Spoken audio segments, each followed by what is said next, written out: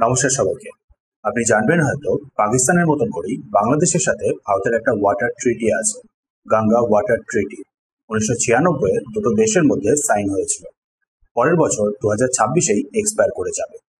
সবাই দেখেছে ভারত কিভাবে ইন্দাস ওয়াটার ট্রিটিটাকে সাসপেন্ড করে দিয়েছে। নিজেদের দিকের নদীগুলোকে ভারত এবার নিজের মতন করে ইউজ করবে। ড্যাম, কানাল যেটা ইচ্ছা হবে সেটাই এখন ভারত তৈরি করবে। আর এইখানেই হলো বাংলাদেশের ভয়। বাংলাদেশেও ভারতের দিক থেকে পরপর বেশ কতগুলো নদী প্রবেশ করে। গঙ্গা, ব্রহ্মপুত্র আর তিস্তা হলো যাদের মধ্যে থেকে সব থেকে ইম্পর্টেন্ট।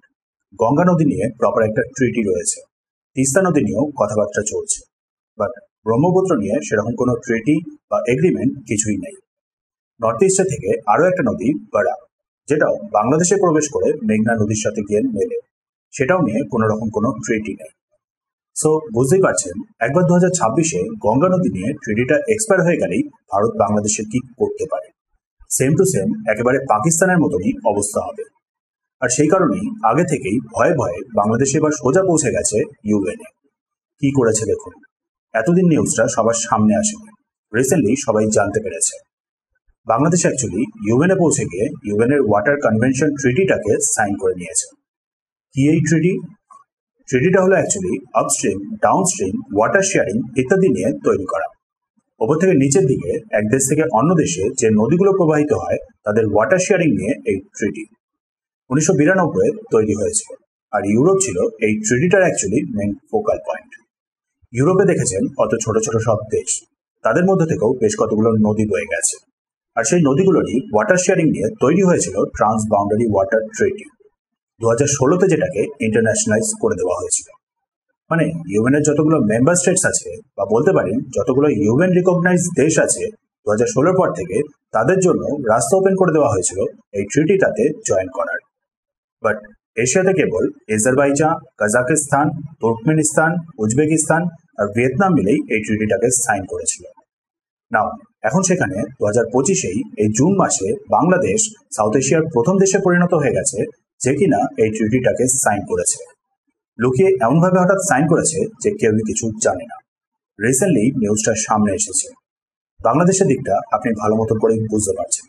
বাংলাদেশ চাইছে যাতে 2026-এর পর ভারতের সাথে জল নিয়ে আবার ট্রিটিটা করার সময় ইন্টারন্যাশনাল প্রেশার দিয়ে যাতে ভারতের থেকে আরো বেটার ডিল পাওয়া যায়। যেমনটা আপনি দেখেছেন কাশ্মীরের ব্যাপারটা নিয়েও পাকিস্তান কিভাবে ইন্টারন্যাশনাল সাপোর্ট খোঁজার চেষ্টা করে, ঠিক সেরকমই কিছু একটা এবার বাংলাদেশ চেষ্টা করছে জল নিয়ে, ভারত থেকে বাংলাদেশে প্রবেশ করা নদীগুলো নিয়ে।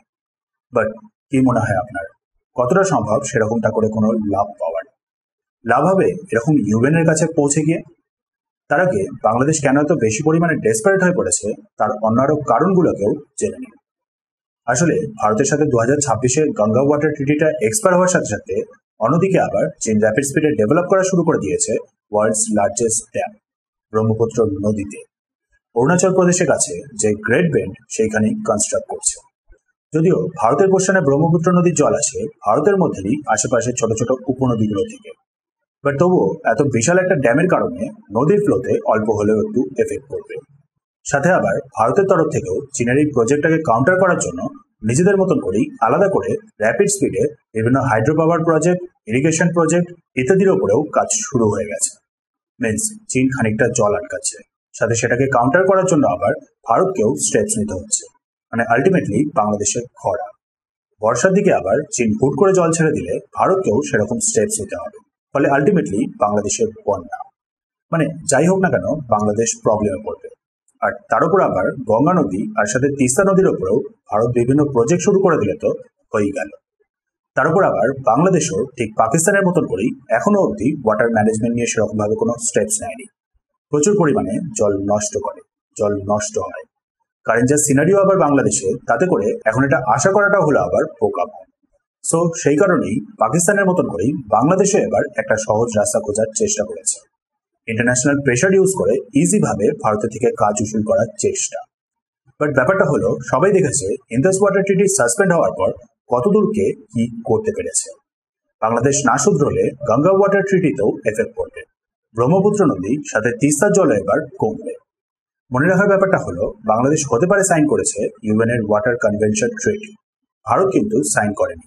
তাই ভারতের কোনো বাধ্যতাও নেই এই কনভেনশনটাকে মেনে চলার। চীনও দিক থেকে সাইন করেনি, সো চীনও জল আটকাবে, কিছু করার নেই। ইন শর্ট, বাংলাদেশ এই যে ডেসপারেশনে এরকম স্টেপস গুলো নিচ্ছে তাতে কোনো লাভ নেই। জল চাইলে ভারতের সাথে একই টেবিলে বসতেই হবে, তাছাড়া আর কোনো উপায় নেই। বাট কারেন্ট সিচুয়েশন গুলো দেখে মনে হচ্ছে না সেটা হবে। বাকি আপনার কি মনে হয় কমেন্টে জানাবেন। কি করা উচিত এখানে বাংলাদেশে, আর ভারতেরও বা কি কি স্টেপস নেওয়া ঠিক হবে? কোথায় যাচ্ছে বাংলাদেশের ভবিষ্যৎ? কমেন্টে জানাবেন।